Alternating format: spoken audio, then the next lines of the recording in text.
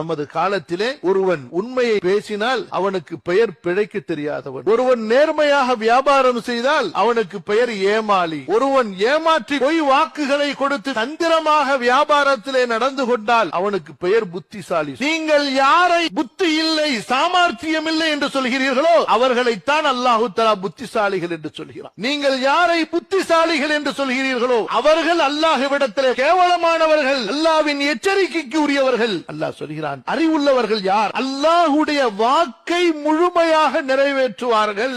ஒருபோதும் அவர்கள் ஒப்பந்தங்களை, வாக்குகளை, உடன்படிக்கைகளை முறிக்கவே மாட்டார்கள். தனக்கு என்னதான் கேடு வந்தாலும் சரி, அதனால் எத்தகைய நஷ்டம் வந்தாலும் சரி, ஒரு முஃமின் அவனுடைய வாக்கை மீற மாட்டான், அவனுடைய சத்தியத்தை முறிக்க மாட்டான், அவன் செய்த உடன்படிக்கையை மீற மாட்டான். அந்த உடன்படிக்கை அல்லாஹ்விற்காக தன் மீது அவன் இபாதத்தாக கடமையாக்கி கொண்டதாக இருந்தாலும் சரி, அல்லாஹ்வின் அடியார்களுக்கு கொடுத்த வாக்காக, அல்லாஹ்வின் அடியார்களுக்கு செய்து கொடுத்த ஒப்பந்தமாக இருந்தாலும் சரி, அதிலே அவன் நிற்பான்.